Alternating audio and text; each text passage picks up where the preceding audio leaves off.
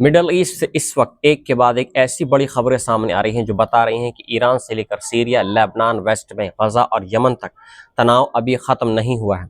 एक तरफ कतर ने सीरिया के अंदर इजरायली रक्षा मंत्री इजराइल काइट्स की एंट्री को अंतर्राष्ट्रीय सीमाओं का उल्लंघन बताते हुए कड़ी निंदा की है, तो दूसरी तरफ इजरायली सैनिकों के सीरिया के एक और क्षेत्र में आगे बढ़ने की खबर सामने आई है। दक्षिण लेबनान में धमाके, टैंक से गोलीबारी और हवाई हमलों की रिपोर्ट सामने आई है।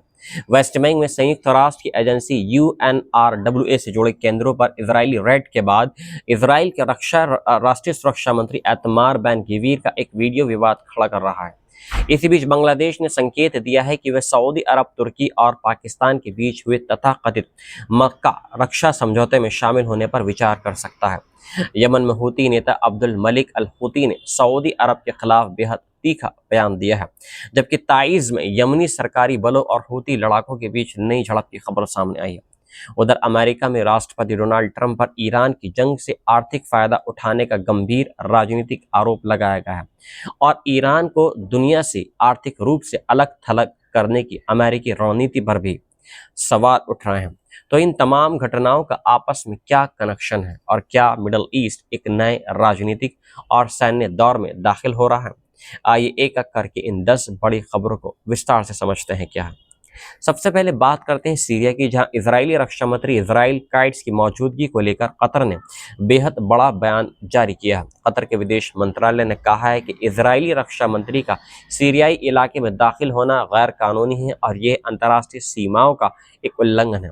कतर ने इसे सीरियाई अरब गणराज्य की सार्वभौमता और उसकी क्षेत्रीय अखंडता का उल्लंघन बताया।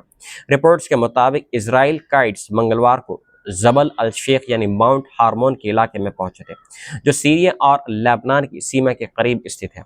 काइट्स ने वहां से कहा कि इजराइल इस इलाके में तब तक मौजूद रहेगा जब तक इजराइल के लिए कथित जिहादी खतरा बना रहेगा।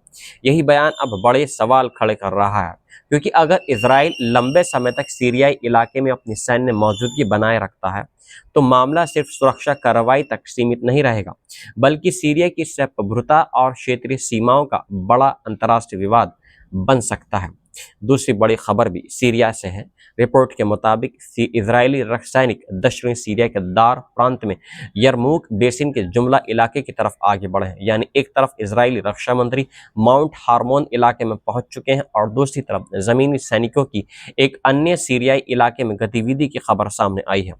इन घटनाओं को साथ रखकर देखें तो यह सवाल महत्वपूर्ण हो जाता है कि क्या इजराइल दक्षिण सीरिया में अपनी सुरक्षा पट्टी या सैन्य मौजूदगी को और मजबूत करने की रणनीति पर आगे बढ़ रहा है। इजराइल अपनी कार्रवाई को अपनी सुरक्षा और सीमा के पास मौजूद सशस्त्र समूहों के खतरे से जोड़ रहा है, लेकिन सीरिया के अंदर इस तरह की गतिविधियों को लेकर क्षेत्रीय देशों की तरफ से सार्वभौमता का उल्लंघन का सवाल लगातार उठाया जा रहा है। अब तीसरी बड़ी खबर दक्षिणी लेबनान से है, जहां एक बार फिर कई इलाकों में धमाकों, गोलीबारी और हवाई हमलों की रिपोर्ट सामने आई है। लेबनान की सरकारी नेशनल न्यूज एजेंसी के मुताबिक बिन जबील इलाके के सरबीन कस्बे के बाहरी इलाकों में इजरायली बलों ने कई विस्फोट किए हैं। टायर के दक्षिण में मंसूरी इलाके में टैंकों से गोलीबारी की खबर सामने आई है, जबकि मरजायून के अल कंतारा इलाके में रात के दौरान हवाई हमले रिपोर्ट किए गए हैं। नबातिया के हदत्ता इलाके के बाहरी हिस्सों पर भी बुधवार सुबह तोपखाने से गोलीबारी की खबरें सामने हैं। इस दौरान कफर रुमाना को निशाना बनाकर एक इजरायली हवाई हमले की रिपोर्ट भी सामने आई है। इसका मतलब यह है कि दक्षिणी लेबनान में तमाम तनाव किसी एक इलाके तक सीमित नहीं है, अलग अलग जगहों पर सैन्य कार्रवाई की खबरें लगातार सामने आ रही हैं और यही वजह है कि लेबनान का मोर्चा मिडल ईस्ट के सबसे संवेदनशील इलाकों में बना हुआ है। अगर यहाँ तनाव बड़े स्तर पर बढ़ता है तो इसका सीधा असर इजराइल लेबनान सीमा के साथ साथ पूरे क्षेत्र की सुरक्षा पर पड़ सकता है। चौथी बड़ी खबर कब्जे वाले वेस्ट बैंक से आ रही है। इजराइल के धुर दशमलबंदी राष्ट्रीय सुरक्षा मंत्री एतमार बैन गिवीर ने एक वीडियो पोस्ट किया है, जिसमें वे उस मेज पर बैठे दिखाई दिए हैं जिसे उन्होंने कलंदिया शरणार्थी शिविर में यूएनआरडब्ल्यूए के डायरेक्टर की डेस्क बताया है। ये वीडियो इजरायली बलों द्वारा यूएनआरडब्ल्यूए से जुड़े व्यवसायिक केंद्रों पर रेड के बाद सामने आया है। रिपोर्ट के मुताबिक इजरायली बलों ने कलंदिया और कुफ्र अकब में UNRWA के वोकेशनल सेंटर में कार्रवाई की। बताया जा रहा है कि यह केंद्र कब्जे वाले वेस्ट बैंक में करीब 16,000 फिलिस्तीनी शरणार्थियों को सेवाएं देता है। बैन गवीर ने इस कार्रवाई को अपनी तरफ से एक कामयाबी के रूप में पेश किया है, लेकिन UNRWA से जुड़े संस्थानों के खिलाफ इस तरह की कार्रवाई पहले से चल रहे इजराइल और संयुक्त राष्ट्र के बीच विवाद को और गंभीर बना रही है। UNRWA लाखों फिलिस्तीनी शरणार्थियों के लिए शिक्षा, स्वास्थ्य और दूसरी बुनियादी सेवाओं से जुड़ी अहम एजेंसी है। इसलिए उसके संस्थानों पर होने वाली किसी भी कार्रवाई का असर सिर्फ राजनीतिक नहीं बल्कि आम फिलिस्तीनियों की रोजमर्रा की जिंदगी पर भी पड़ सकता है। पांचवी बड़ी खबर इस गजा से जुड़े अंतर्राष्ट्रीय समन्वय और नीदरलैंड्स के साथ इसराइल के रिश्तों की है। इसराइल ने गजा के लिए क़ियादत में बनाए गए इंटरनेशनल सपोर्ट सेंटर से डच प्रतिनिधियों को निकालने का फैसला किया है। यह कदम उस वक्त उठाया गया है जब नीदरलैंड से कब्जे वाले फिलिस्तीनी इलाकों में अवैध इजरायली बस्तियों से आने वाले सामान के आयात पर प्रतिबंध लगाने का फैसला किया है। इजरायली विदेश मंत्री गिदोन सार ने कहा है कि डच प्रतिनिधियों को तत्काल केंद्र से हटाया जाएगा और उन्हें एक सप्ताह के भीतर इजराइल छोड़ने के लिए भी कहा गया है। उनके मुताबिक प्रधानमंत्री बेंजामिन नेतन्याहू की मंजूरी से यह फैसला लिया गया है। इजराइल का कहना है कि नीदरलैंड की सरकार लगातार इजराइल विरोधी कदम उठा रही है, जबकि दूसरी तरफ यूरोप के कई देशों में कब्जे वाले फिलिस्तीनी इलाकों में इजरायली बस्तियों को लेकर दबाव बढ़ रहा है। इस घटना से साफ है कि गजा और वेस्ट बैंक का मुद्दा अब सिर्फ सैन्य संघर्ष नहीं बल्कि इजराइल और यूरोपीय देशों के कूटनीतिक रिश्तों को भी प्रभावित कर रहा है। छठी बड़ी खबर इस बांग्लादेश से है और ये है दक्षिण एशिया से लेकर मिडल ईस्ट तक सुरक्षा समीकरण बदलने वाली खबर साबित हो सकती है। बांग्लादेश के विदेश मामलों के राज्य मंत्री हुमायूं कबीर ने संकेत दिया है कि उनका देश सऊदी अरब, तुर्की और पाकिस्तान के बीच हुए रक्षा समझौते जैसे मक्का पैक्ट कहा जा रहा है ने उसमें शामिल होने पर विचार कर सकता है। कबीर के मुताबिक बांग्लादेश को इस व्यवस्था में शामिल होने का निमंत्रण भी मिला है, हालांकि उन्होंने ये नहीं बताया है कि ये न्योता किस देश ने दिया है। रिपोर्ट में अज्ञात सूत्र के हवाले से दावा ये किया गया है कि रियाद ने ढाका से भी संपर्क किया है। बांग्लादेशी मंत्री ने कहा है कि अगर इस्लामी देशों के बीच कोई सुरक्षा व्यवस्था बनती है तो बांग्लादेश के लिए उसमें भी शामिल होने पर विचार करना असामान्य बात नहीं होगी और इसे सकारात्मक रूप से देखा जा रहा है। ये इसलिए बेहद महत्वपूर्ण है क्योंकि मक्का समझौते का मूल सिद्धांत ये बताया गया है कि तीनों सदस्यों देशों में से किसी एक पर सशस्त्र हमला सभी पर हमला माना जाएगा। अगर बांग्लादेश जैसा बड़ा मुस्लिम बहुल देश भी इसमें शामिल होता है तो ये समझौता तीन देशों की व्यवस्था से आगे बढ़कर एक बड़े बहुराष्ट्रीय सुरक्षा ढांचे की शक्ल लेना शुरू कर सकता है। सातवीं बड़ी खबर यमन से है, जहां हूती नेता अब्दुल मलिक अल हूती ने एक बार फिर फिलिस्तीनियों के समर्थन की बात दोहराई है और साथ ही सऊदी अरब पर बेहद गंभीर आरोप लगाए हैं। हूती संचालित सबा न्यूज एजेंसी के मुताबिक अल हूती ने कहा है कि उनका आंदोलन फिलिस्तीनी लोगों और लड़ाकों का समर्थन जारी रखेगा। इसी बयान में उन्होंने सऊदी अरब पर यमन के लोगों के खिलाफ अत्याचार और अन्याय करने का आरोप लगाया है और कहा है कि मौजूदा हालात का मुकाबला करने के लिए नया कदम उठाने की जरूरत है।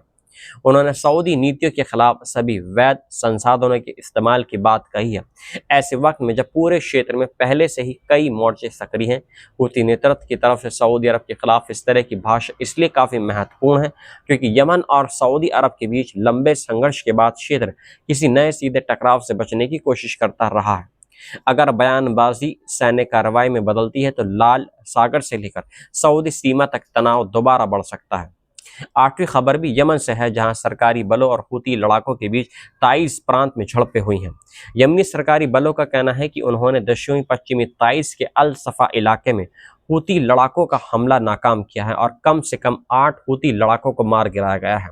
सैन्य कमान के मुताबिक दोनों पक्षों के बीच भारी गोलीबारी हुई है। ध्यान रहे कि यह सरकारी बलों का दावा है और युद्ध के हालात में दोनों पक्षों के दावों की स्वतंत्र पुष्टि हमेशा आसान नहीं होती है, लेकिन इस घटना से इतना जरूर पता चल गया है कि यमन के अंदर का सैन्य संघर्ष अभी खत्म नहीं हुआ है। क्षेत्रीय स्तर पर हूती आंदोलन की भूमिका जितनी बड़ी होती जा रही है उतना ही यमन के अंदर चल रहा संघर्ष भी महत्वपूर्ण बनता जा रहा है। नौवीं बड़ी खबर अमेरिका से है, जहां डेमोक्रेटिक सीनेटर क्रिस वैन हॉलन ने राष्ट्रपति डोनाल्ड ट्रंप पर बेहद गंभीर आरोप लगाए हैं। वैन हॉलन ने दावा यह किया है कि ट्रंप ईरान के खिलाफ युद्ध से व्यक्तिगत आर्थिक फायदा उठा रहे हैं और उन्होंने इसे भ्रष्टाचार करार दिया है।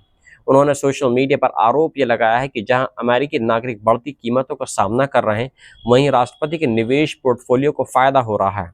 उन्होंने MSNBC से बातचीत में यह भी दावा किया है कि ट्रंप ने दोबारा सत्ता में लौटने के बाद $1 अरब से ज्यादा की कमाई की है। यहाँ ये स्पष्ट करना बेहद जरूरी है कि ये क्रिस वैन हॉलन के राजनीतिक आरोप है और उन्हें स्थापित तथ्य के रूप में नहीं देखा जाना चाहिए। अब तक इन दावों के समर्थन में स्वतंत्र और ठोस प्रमाण सामने नहीं आए हैं, लेकिन इस विवाद से ये जरूर दिखाई दे रहा है कि ईरान के खिलाफ अमेरिकी युद्ध और उसकी आर्थिक कीमत अब अमेरिका की घरेलू राजनीति में बड़ा मुद्दा बन चुकी है। और अब 10वीं तथा आखिरी बड़ी खबर ईरान को आर्थिक रूप से अलग थलग करने की अमेरिकी रणनीति से जुड़ी हुई है। अमेरिकी ट्रेजरी सेक्रेटरी स्कॉट बेसेंट की तरफ से पेश की गई कथित ऑपरेशन इकोनॉमिक आउटकॉस्ट रणनीति में दुनिया के देशों पर ईरान से आर्थिक रिश्ते तोड़ने का दबाव बनाने की बात सामने आई है।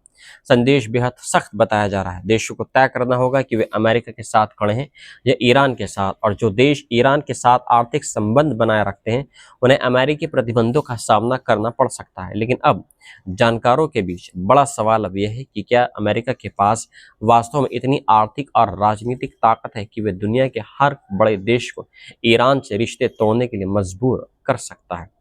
चीन जैसे देश ईरान के साथ ऊर्जा और व्यापारिक रिश्ते रखते हैं, जबकि कई दूसरे देशों के अपने रणनीतिक हित हैं। अगर अमेरिका बड़े पैमाने पर सेकेंडरी प्रतिबंध लागू करता है तो इसका असर सिर्फ ईरान पर नहीं बल्कि अंतर्राष्ट्रीय व्यापार, तेल बाजार और अमेरिका के दूसरे देशों के साथ संबंधों पर भी पड़ सकता है।